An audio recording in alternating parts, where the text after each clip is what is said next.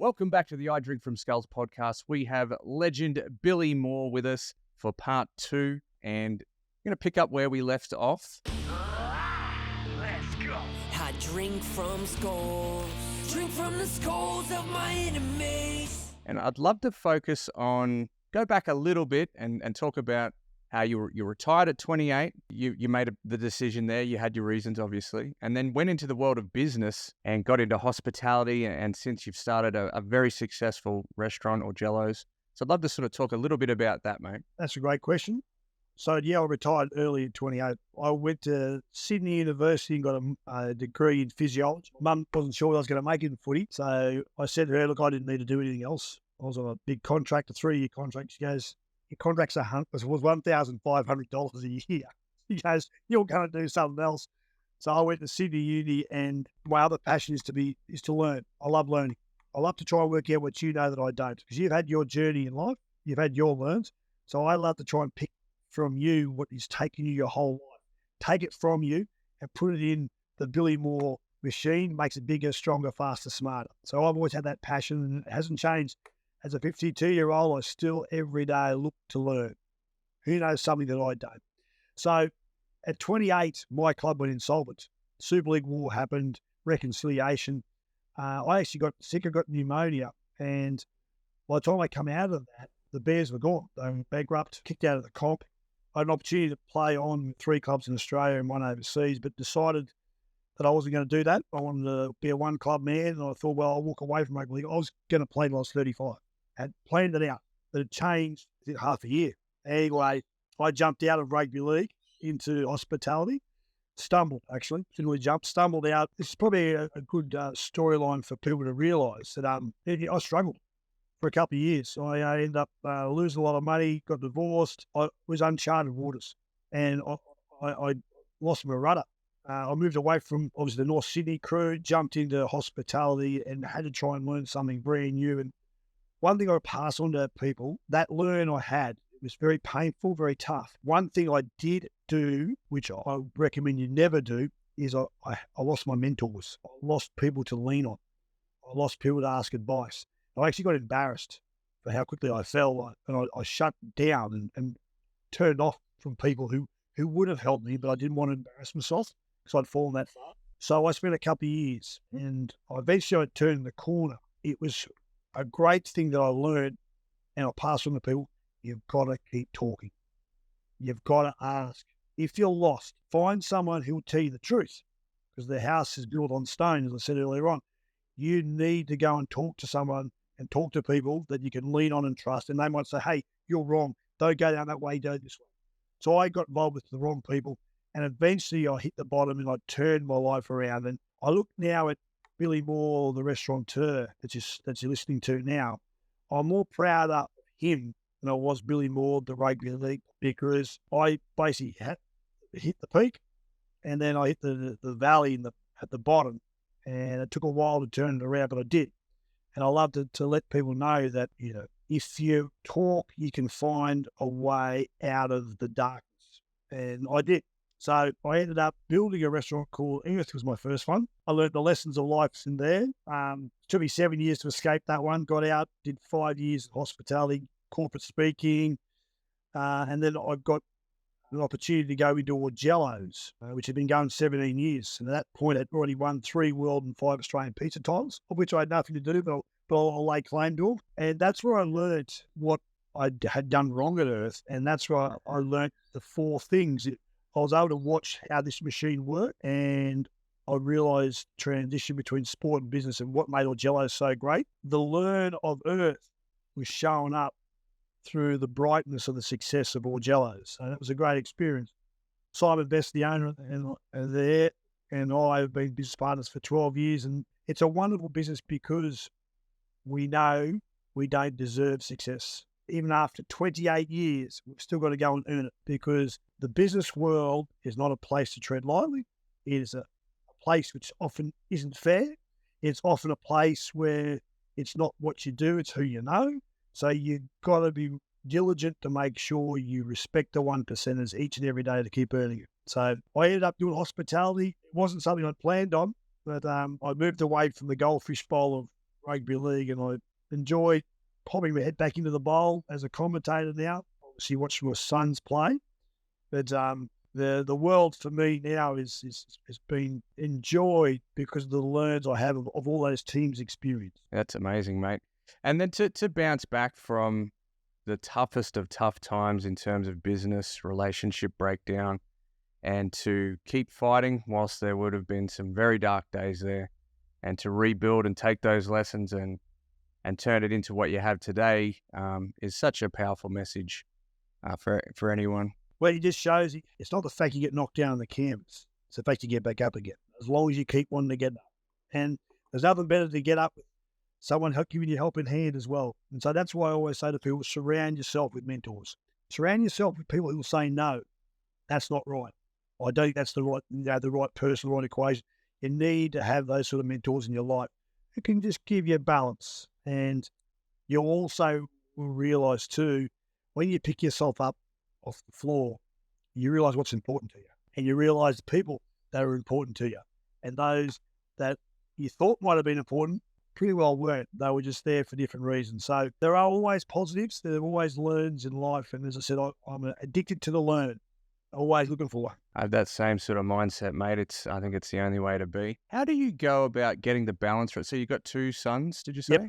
2 boys. How old are they? 14 and 17. Yeah, wow. They're going through those lovely teenage years. Yeah. Are they chip off dads like the old block? Yeah, respectful of the good young men. They enjoy life. So the most important thing I want for them is to enjoy life and to suck the marrow out of life. Billy Moore at 52, one thing hasn't changed from the boy from Island Go, is there's still so much more I want to see and do and learn. So I want them to have the thirst to learn. That's the most important quality I want to give them.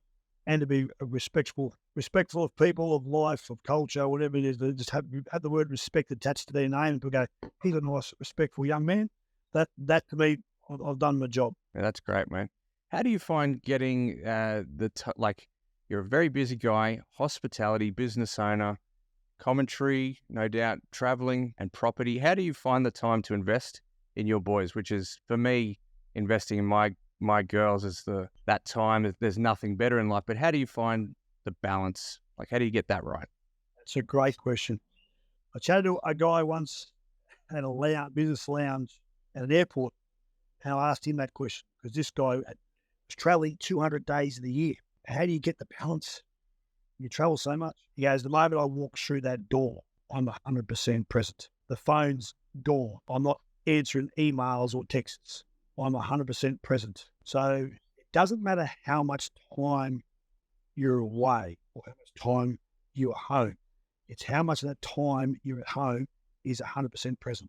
Because often people are there, but they're still not. So you've got to make quality, not quantity, if you're a busy person. And that's the reality. If you want to stay busy and you need to be busy because that's your passion, that's your functional life, so be it. If those people want to get true balance, my one bit of advice is when you're home, you're 100% home. And if that problem, trust me, it can wait till tomorrow. That issue can wait for tomorrow. And the key there is, if you're a leader, make sure you've got the right people on the bus. And I love the saying, power by empowerment. If you've got someone who's inside your business and you want them to do a job, you have authority, have control, well, empower them by giving them the power. Don't micromanage. There's your job. Go and do it. We'll know whether you've done the right or wrong job, and I'll let you know about that. But by having people do their job, that then frees you up to use your skills elsewhere, grow the business, but also the key moment, I believe, for any person as a family, is you've got to have family life, give stability. So when you're at home, be 100% at home, enjoy those moments with your family, your kids, where if you weren't paying attention, you'd let it slip. But because you're 100% present, however many days of the week or the month it is, then that's the way to keep balance. Nothing more empowering or like being intentional with that time. When you get home, they know you are theirs. You're there for them. You want to be with them. Because then when you go to work, you won't feel guilty. You can focus on work, and you'll have the same type of mentality. You'll be highly intentional whilst you're at work, and it's good about creating those types of boundaries. Hey, Well, that thing there too, what you create is the confidence that Dad's going to be home, and when he's home, he's home. Because if all of a sudden Dad takes off again, or without showing any sort of love, respect, or interest, then the confidence of the family will be, oh, is he going to be present? Is he not? Is he going to care or is he not? Where you set those boundaries, as you said, black or white. When I'm home, I'm 100% home. Yeah, I think that's great, mate. Tough and a challenge for some of the people like myself and that as we work from home, but who cares? It's an excuse. You've got to find a way to make it work. There's strategies for that. Yes. Even if it's as simple as me walking out the door, going down the driveway, walking back in, that's what I've got to do. That's what needs to happen. Yes. Mate, I want to talk a little bit about, I would imagine it would have been one of the most challenging times in business, being in hospitality, 2020, 2021, these weird, crazy bullshit years where, you had to live it, breathe it. You had staff, your team, just dealing with shutdowns and everything else. How did you manage to go through that? Love to share some insights on that. I didn't think at 50, when I do my small business talks, I had to add something to the talk. I thought I'd seen most things. COVID come along. I've actually got an extra little segment to my talks. What did COVID teach Billy Moore? What were the learns? Two key things came out of COVID for me. Firstly, we lost 250,000 HR people inside the hospitality industry because they went home. They went back overseas and they couldn't come back. So what Augello's did, and some other businesses did similar, some threw their hands up, but for us, we decided the most important thing to future-proof our business, and actually in the end, it was the best thing for everybody to see, was we created our own. We really cultivated a training program inside the business. So at one stage, we got, let's say, 50 staff, 48 staff. We had 24 juniors under 18s working for us over those 2 years. Prior to COVID, we had backpackers who came in and they were obviously moving around Australia, but they were already trained, and it was easy just to employ them. So during COVID, we didn't have those people, and we had to really work out, well, we needed them, so we started to develop our own. So having a very strong HR program inside your business, which looks to create your own, it future-proofs the business, but also they've got no luggage in the sense that the people that come in, they don't have any baggage, so you teach them from the ground up. There's some toughness there, and one thing we did learn there is a quick no is better than a long drawn-out no. You've got to work out the ones on the bus are the right ones. And the longer you delay the decision to get them off the bus, the more it's going to hurt, the more it's going to waste everyone's time. So you do need to have that little bit of brutality in your HR and making sure you filter to get on the bus, and you also filter to take them back off if they look like they're not going to develop the way they should, or they don't have the respect for your business. I'll call it the 3 Ps. So ask me about the 3 Ps later on. 3 things I asked my staff to pack in their bags to come to work at Augello's. But that was lesson 1, was HR. Lesson 2, stay in your lane. Stop trying to be everything to everybody. We grew Augello's bottom line by growing the top line. We were trying to bolt on extra parts to our business. We started doing breakfasts. We started doing larger functions. We had an outdoor dining area. We had won 3 world and 5 Australian pizza tiles because we do the best pizzas on the planet, and I'll go in any pizza challenge with any of your listeners if they want to come up to Augello's. Let's have a cook-off. So I don't show arrogance. I just show belief, and I know what we do, right? So we got rid of the breakfast because we didn't have enough chefs. We got rid of the outdoor area because we didn't have enough floor staff. We stopped making coffees because it wasn't us.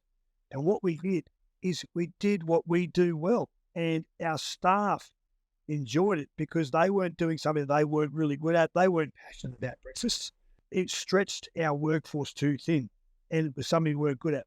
So we decided we cut away those parts of our business and we focused on what we were good at, and we charge accordingly. When you come to Augello's, you will not get the cheapest pizza. Our pizzas are quite expensive, but the pizza you have is that good. The toppings are that fresh. There's that much of it that actually you walk out going, wow, that pizza, which was a large, hot smoked salmon will be the greatest pizza that you ever have, and it's worth $40. But you and I would share it because it's that big. There's that much on it. So that's fact, you spend $20 each. So people go, $40 for pizza, that's quite expensive. No, it's expensive if the pizza's shit, but ours are. Ours are good. Why? Because we make it with love, we make it with passion, and we know we've got to earn your respect to come back in. So COVID taught Billy Moore the value and importance of HR and internalising it. And secondly, do what you do well. Stay in your lane and make sure what you deliver is quality product, which is charged accordingly. You developed your own talent. You got to teach them your ways, your Jello's ways, build them into your culture, make sure they're the right fit, they're the right person. No doubt you've taught them skills because they're coming from the ground up. Do you see a lot of businesses investing in like, it's not easy. The easy option is to just find someone who's already got experience, and then there's other challenges and problems with that. But do you see that as being an area a lot of businesses overlook? Well, they're able to overlook it based on how accessible the solution is. When there's no necessity is the mother of all invention. If there's no solution, you have to find one, and usually it's the harder one, and that was creating your own staff. Backpackers have started to come back into the world, and now, honestly, maybe over 2 years or 3 years of COVID, we had 0 resumes dropped in, 0. We normally, pre-COVID, would have been 10 a week. We're now going back to probably 5 a week.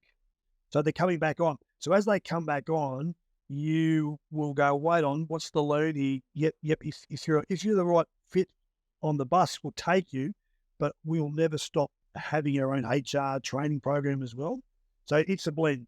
And obviously, COVID, if it ever did happen again, we'd go, wait on, we know the load here. You'd reinvigorate your HR, put on steroids again.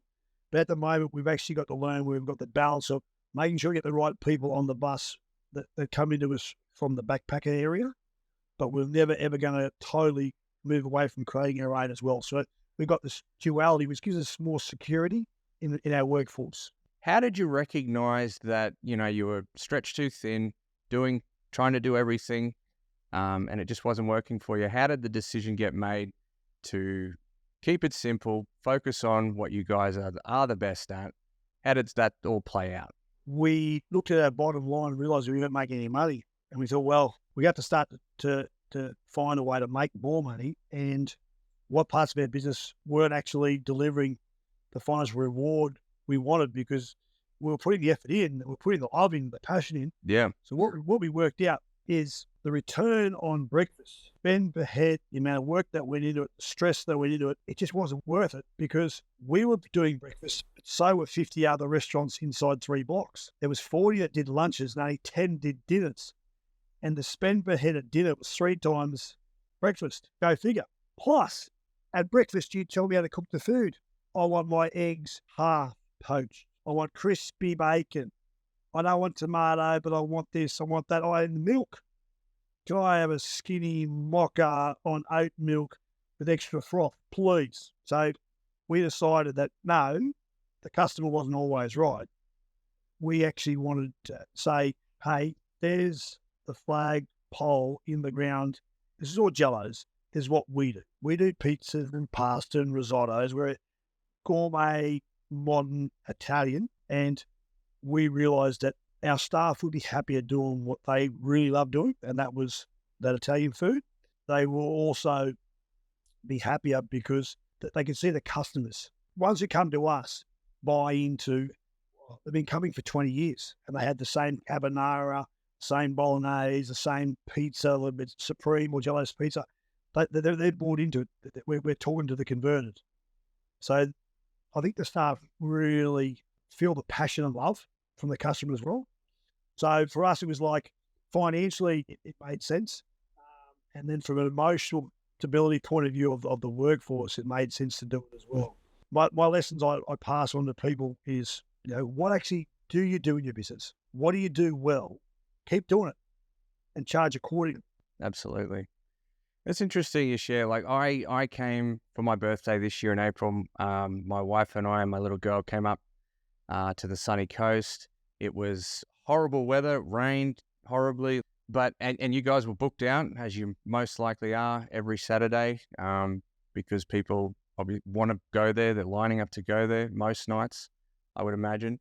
But the experience I got, it was an easy night to not do the 1%ers, and you guys crushed it. Yeah, like the lineup was big, but every person in the lineup was approached. They were made to feel welcome, including myself. They were made to feel warm. It was not easy to do. Do you do much work with the team for that culture to shine through, or is it like, how did you get it so dialed in on it should have been a fail, but you crushed it?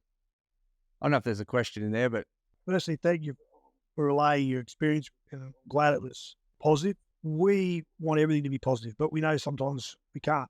And if we drop the ball, we want to know how it was dropped, why it was dropped, and we want to rectify it. What we've created now as a team, because we respect the fact the 1%ers can't be overlooked, and we want to be already better tomorrow than I was today. That's the Billy Moore philosophy. How can we be better tomorrow than I am today? The only way you can do that is you got to build your house, set on stone. You got to worry about the 1%ers.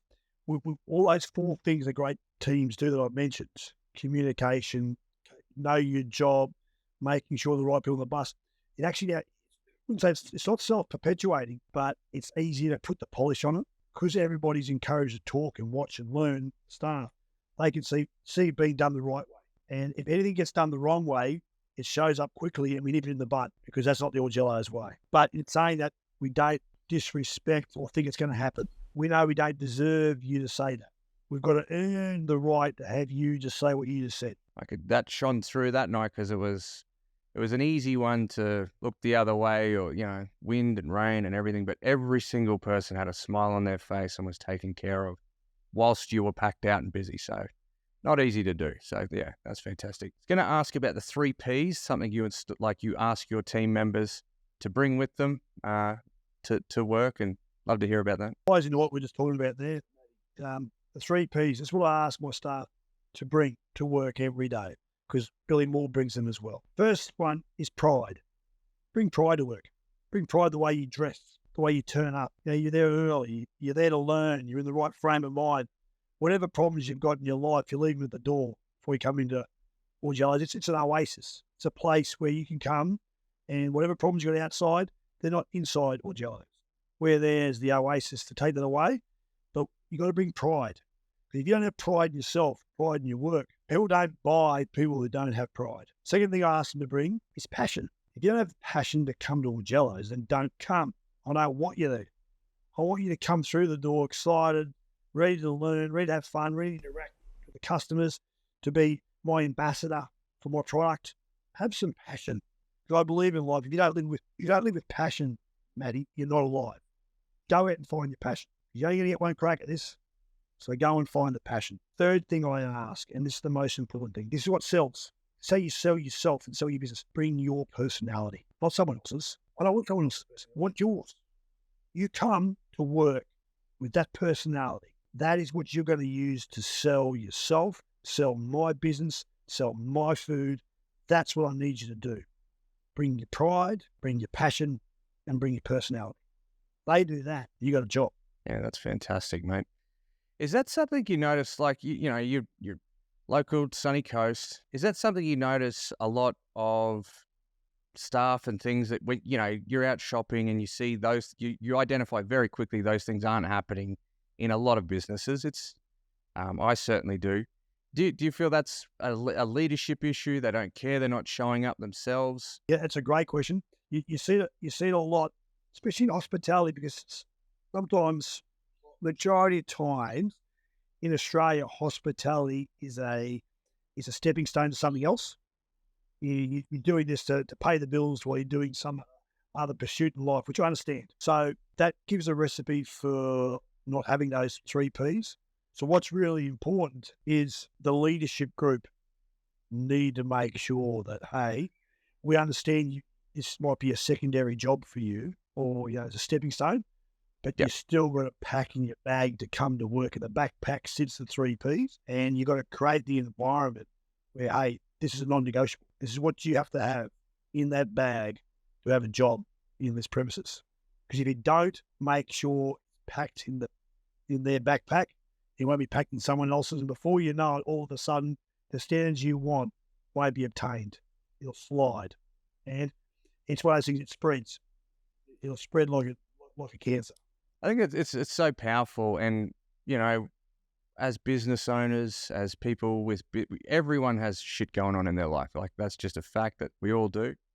And of course, we don't feel like doing some of those things all the time, but we have to do it no matter what. Black and white, like you said. The reality is a couple of things. Life's not meant to be easy, they say. You can make it a lot harder for yourself than you need to. It's hard to be successful, because if it wasn't, everyone would be successful.